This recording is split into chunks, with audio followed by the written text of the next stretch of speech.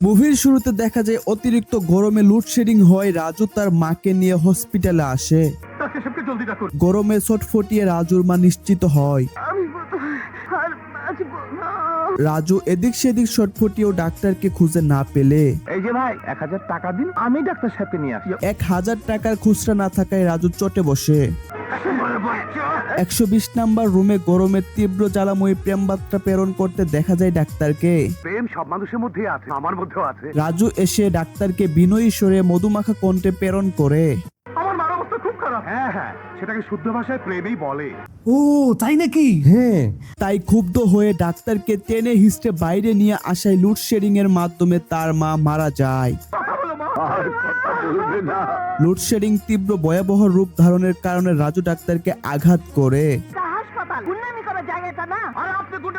গুন্ডামি দেখানোর আগে রাজুদের বাড়িতে কারেন্ট চলে আসায় তার বাবা হাওয়া খাওয়ার জন্য টেনে হিস্টে তাড়াতাড়ি বাড়ি চলে আসে। বাড়িতে এসে রাজুর বাবা কারেন্ট না দেখতে পেয়ে আবুল তাবুল বকতে থাকে। তোর মা মারা গেছে তোর জন্য, তোর জিদের জন্য। কিন্তু মূলত 1000 টাকা খুচরা না থাকায় লোডশেডিং এ রাজুর মা মারা যায়। তোমার কাছে সেই টাকা ছিল না। কথা কাটাকাটির এক পর্যায়ে রাজুর ভাই সাজু তার জন্য চাকরির ইন্টারভিউ নিয়ে আসে। চাকরি হবে। কিন্তু ভাইজানের সিরিয়াল আসা মাত্রই লোডশেডিং এর প্রাদুর্ভাব বুঝতে পেরে আগে ভাগেই লোক সিলেক্ট করে ফেলে। তারপর রাজুর মাথা অতিরিক্ত গরম থাকায় রুমে এসি না পেয়ে ইংলিশে অতি ভদ্রতার প্রকাশ ঘটায়। Don't shout. I have absolute right to shout against your illegal activities. I am not bastard. You are bastard.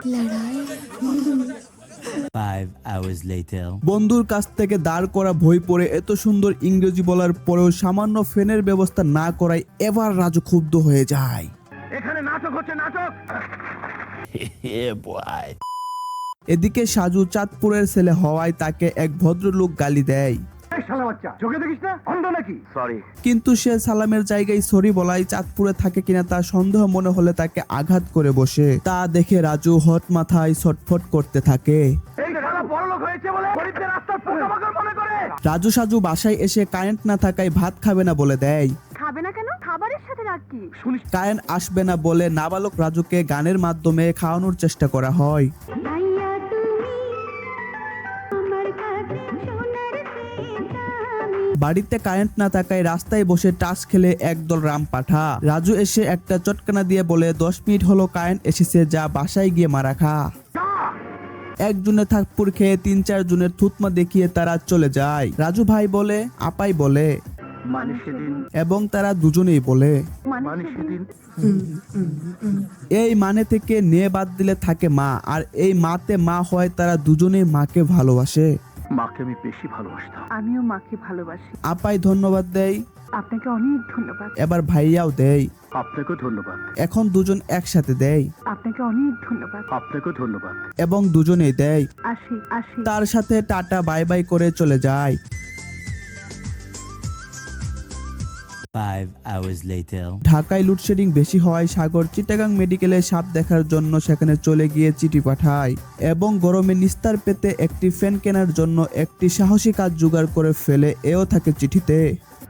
শুনলে ওর কথা? ওসব লেখাপড়ার দরকার নেই, ওকে চলে আসতে বল। এটা তো সেই পুরানো বাঙালি মায়েদের ডায়লগ, যদি সন্তানের কিছু হয়ে যায়, ওসব লেখাপড়ার দরকার নেই, ওকে চলে আসতে বল। যদি পাশের বাসার আন্টির মেয়েটি 2-1টা নাম্বার বেশি পায়, ওসব লেখাপড়ার দরকার নেই, যদি স্কুল কলেজে চক্করে ভক্কর হয়ে যায়, ওসব লেখাপড়ার দরকার নেই, যদি কোনো একদিন স্কুলে যাওয়া মিস হয়, ওসব লেখাপড়ার দরকার নেই, আর যদি কোনো কারণে স্কুলে ডাকা হয়, ওসব লেখাপড়ার দরকার নেই। ভুলেও ভাববেন না এরকম কিছু করবে। নিশ্চিত আপনার পশ্চাৎ দেশটা লাল করে পরের দিন আবার ঠিকই স্কুলে পাঠাবে, কিন্তু বলবে না এটা কিন্তু নয়। খাবার সময় আপনার বাবাকে নিশ্চিত ঝাড়ি শোনাবে।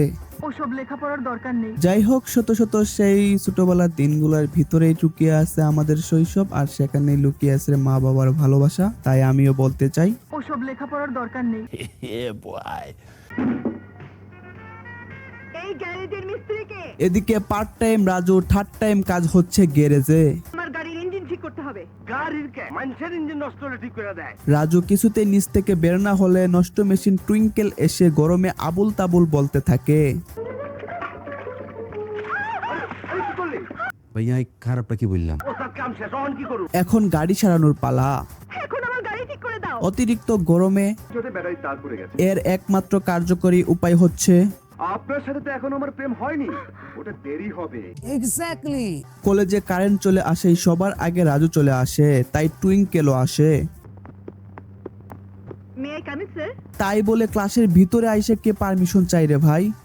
সে কি? যেই গরম পড়ছে এই গরমে মুদ্রা দোষ হওয়াটাই স্বাভাবিক, কিন্তু মুদ্রা দোষ করায় এই প্রথম ইতিহাসে বিরল কোনো স্যার বাহবা দেয়। Welcome welcome. তোমার মতো মেয়ে যত ক্লাসে ভর্তি হবে তত Good quality with অশ্লীল ডিজাইন। পুরো ক্লাসে রাস্তা থেকে কিছু কর্মীকে সিঙ্গারার লোভ দেখিয়ে ক্লাসে এনে বসিয়ে দেয় এবং রাজুর পাশের সিটটাই ফাঁকা রাখে। কেন রে ভাই? ফ্যাশন বুঝুসনি, এই তার fashion. Sit down please please. রাজুর সিটে বাতাস বেশি লাগায় টুইঙ্কেল তাকে উঠতে বলে আপনি উঠুন প্লিজ। এবং স্যারও তাকে বলে তুমি পিছনে গিয়ে বসো। সরি স্যার, পৃথিবীতে 3টি জায়গাতে মানুষের মধ্যে কোনো ভেদাভেদ নেই। এক হচ্ছে কবরস্থান, হচ্ছে মসজিদ। আর 3 নাম্বারটা হইতেছে এই গরমে ফ্যানের নিচে বসা। ঠিকই বলেছো সাগর। কেউ কাউকে ছাড় না দেওয়ায় দুজনেই পাদের গন্ধে ঝগড়া করতে থাকে। Shut up you shut up both of you shut up। ভাইয়া সরি, বলে ফেলছি। ঘন ঘন লোডশেডিং হওয়ায় রাম পাঠাগুলা রাস্তায় চলে আসে। আবার আপনার রাস্তা বন্ধ করে তাস খেলতে বসেছেন? তাই তারা টাস বাদ দিয়ে জাতীয় খেলা হাডুডুডু খেলতে চায়, হ্যাঁ do do do do do do. কিন্তু খেলার নিয়ম ভঙ্গ করে দাড়িপাল্লা বা গোল্লাছুট খেলা শুরু করে দৌড়াতে থাকে। খেলার নিয়ম অনুযায়ী বেশিক্ষণ দম নিতে না পারায় তাকে শুয়ে দিলে মারা যায়। তাই তারা জিতেছে বলে উল্লাসিত করতে গিয়ে কাপড় ছিঁড়ে কুস্তি খেলার জন্ম দেয়। পরবর্তীতে এই খেলায় ক্ষুব্ধ হয়ে একদমে কুতকুত বলতে বলতে বাসায় চলে যায়।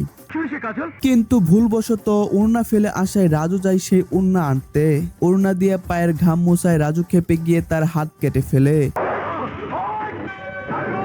তাৎক্ষণিক রাজুর বাবা এসে তা দেখে রঙ্গমাথায় বঙ্গভাবে গরমে ঢঙ্গ করে বলতে থাকে। তুই আমার সন্তান না। এই প্রথম কোনো এক জায়গায় পুলিশকে কল না করা সত্ত্বেও তারা চলে আসে আর রাজুকে ধরে নিয়ে যায়। অ্যারেস্ট করুন, আমার চোখের সামনে ওই ছেলেদের হাত কেটেছে। কিন্তু মুরব্বি হট টেম্পারেচার থেকে বাসায় এসে কারেন্ট দেখে পল্টি মারে। এই জন্যই আমি রাজুকে বাধা দিতাম। এই দিনটির জন্য আমি ভয় পেয়েছিলাম। তোর আবার কথা শুনিসনি? ভাইয়া অনলি ফর ইউ।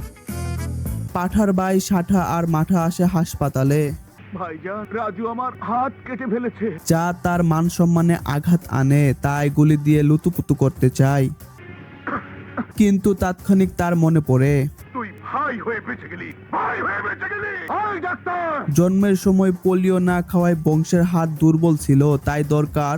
ওর মাংসের হাত ছিল দুর্বল, এখন আমি লোহার হাত চাই, লোহার হাত। হসপিটালে গরম থাকায় নরম সুরে এসে রাজুকে হিট করে শুয়োরের বাচ্চা। ধরে এনে হাত পা বেঁধে বাসার ফ্যান বিক্রি করতে বললে রাজু পাল্টে আঘাত করে এবং বিগ জাম্পের মাধ্যমে পালিয়ে যেতে থাকলে পিছন থেকে R15 বাইকে করে দুইজন দুর্ধর্ষ শুটার পশ্চাৎদেশ টার্গেট করে গুলি চালালে তা এদিক সেদিক হয়ে পায়ে লাগে।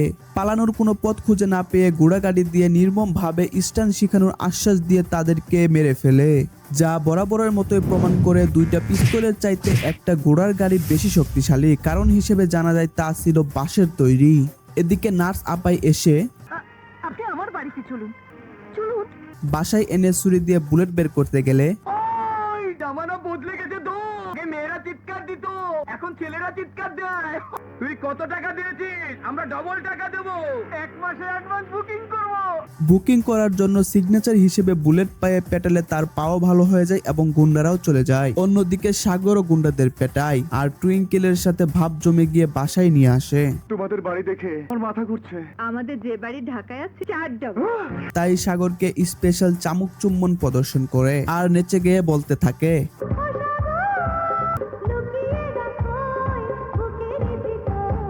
আর এদিকে প্রতিশোধ নেওয়ার জন্য রাজুর বোনকে সোলে বলে বিয়ের প্রস্তাব দিয়ে কৌশলে রাজি করিয়ে বাসর রাতে সবাই একে একে তাদের মুখোশ খুলতে থাকে। তোর ভাই এই হাত থেকে হাত কেটে ফেলেছে। আজ এই হাত দিয়ে আমি তোকে। ভাইয়া আপনি কিন্তু এটা হতে দিতেন কেন? তারপর তাদের বুক্ষ পিঞ্জিরায় ফটিক ছানা দুটোকে সঠিকভাবে আঘাত করে সেখান থেকে পালিয়ে যায়। Hello, police station. মাঝপথে হুট করে পুলিশের সাথে দেখা হলে মিথ্যা বাহানায় পুলিশ তাকে ধরে নিয়ে আবার তাদের কাছে ছেড়ে দেয় এবং তারা সংঘবদ্ধভাবে don't touch. Thank you inspector. লোহার হাতে আঘাত করে মেরে ফেলে। এটা তো কোনো ভদ্রলোকের কাম না। রাজুর বাবা মুভির ক্লাইম্যাক্সকে অন্যভাবে ঘুরানোর জন্য আইনের আশ্রয় নেয়। মিথ্যে কথা জজ সাহেব, মিথ্যে কথা। সুতরাং এদের সসম্মানে বেকসুর খালাস দেওয়া হলো। চাচা বলি কি সিস্টেম তো এইরকমই, বাপ্পারা চাচাও মাইনা নিছে, আপনি কেন মানতেন না? মিথ্যে কথা জজ সাহেব, মিথ্যে কথা। এর আগে আমি বাড়ি না। আইন না মানায় মুরব্বীকে হিহি করে দাঁত দেখিয়ে বাইরে গিয়ে অপেক্ষা করে। মিথ্যে কথা। জি স্যার। এবার মিথ্যে কথা সত্য করার জন্যই মধ্যরাতে অন্ধকার রাস্তায় উকিল এবং তার ছেলে সাজু দুজনকে কাজু বাদাম খাইয়ে মেরে ফেলে। ওরে চোদন। সাজু চিৎকার করে রাজু চলে আসে। দূরও আর 1 মিনিট আগে চিৎকার করলেই তো হয়ে যাইতো। মানুষকে মারবি না, জানোয়ারকে ছাড়িস না। বাবার কথা মতো মদ পার্টির মধ্যখানে এসে ঘুষখোর পুলিশের পশ্চাৎদেশে ছুরি ঢুকিয়ে আস্তে। লোহার হাত খুলে কল্পনা করতে করতে পাঠা ভাইকে আঠা লাগিয়ে মেরে ফেলে।